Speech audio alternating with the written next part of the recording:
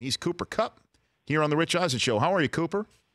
Hey, I'm good, Rich. Thanks for having me. Thanks for coming on the show. What was it like being out there in the Coliseum taking on the National Football League for the first time?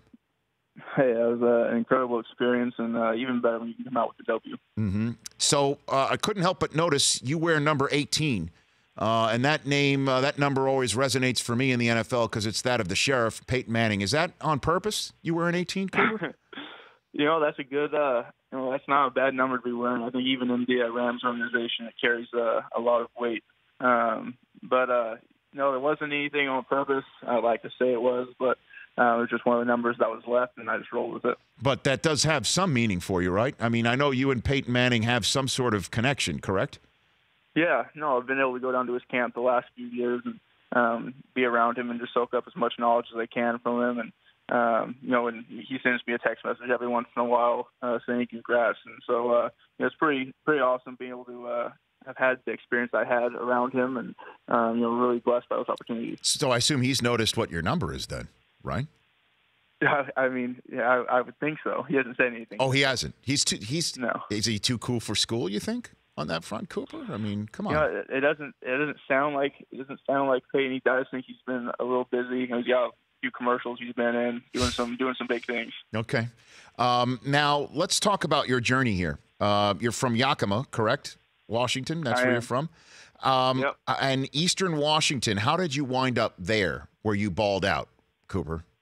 I came from a school that I think really just hadn't set themselves up well on the football front. We had gone 40 straight years without a winning season at my high school before I had gotten there. And so I think that didn't help things in terms of the recruiting.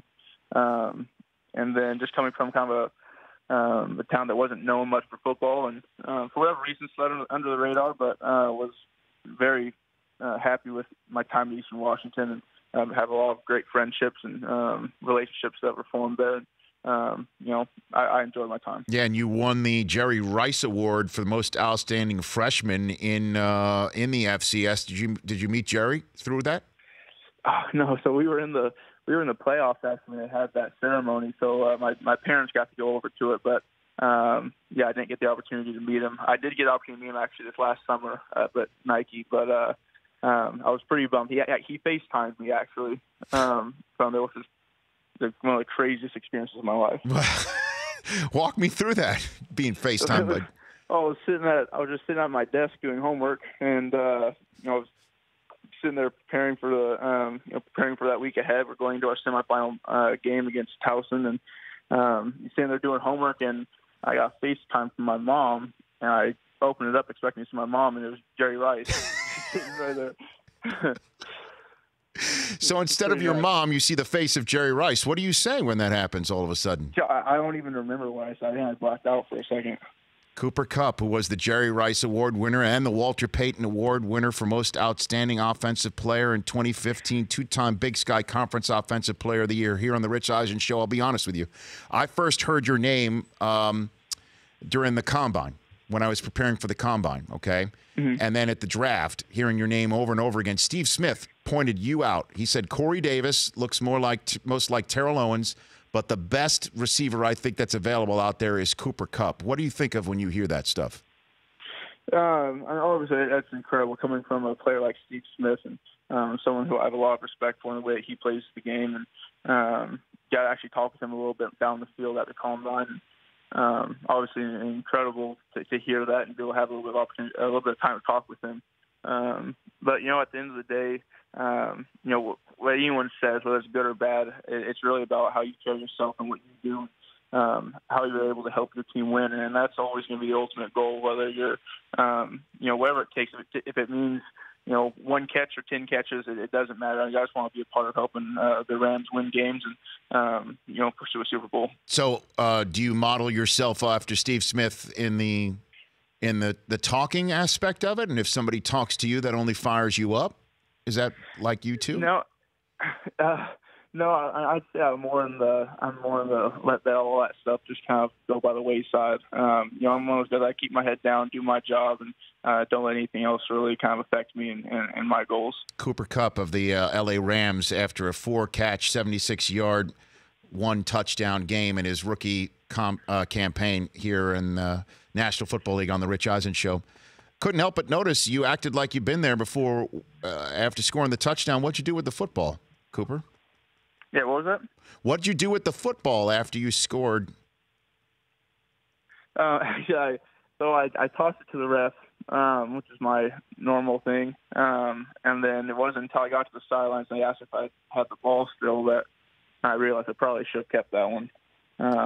But just, force of habit, throw the ball to the ref, celebrate with the teammates, and get to the sideline. So you do not know where that football is right now? No idea.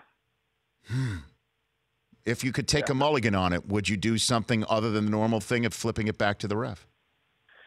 No, I'd probably just, if I could do it, I'd probably just hold on to it,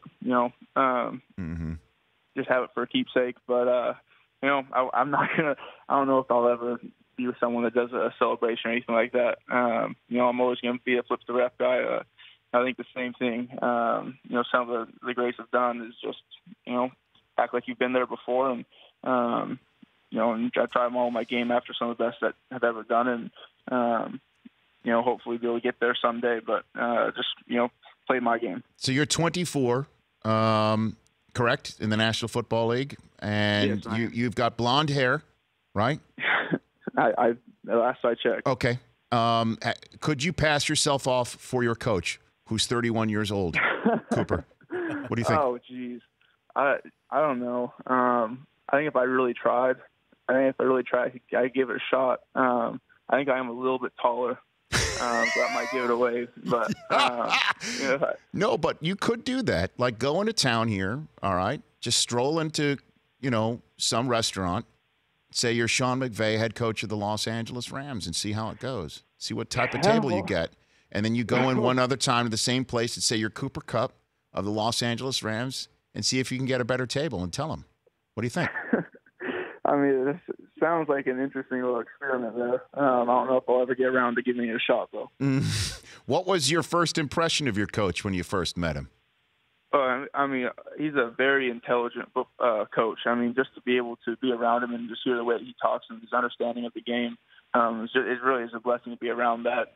I pride myself on the cerebral part of the game, and so being able to have a coach that really I think is hands down the smartest coach I've been around. So being able to be around him is pretty cool, and really excited about continuing to be able to play under him. Yeah, and your relationship with Jared Goff. Let me in on that one, Cooper. Yeah, it's been really good. I mean, we've been since the beginning of OTAs and getting up here. We've tried to just continue to build chemistry and spend time working on routes and talking about the game. At the end of the day, if I can see what he's seeing and we're able to act together, things will start clicking even better, and we just want to continue to build that.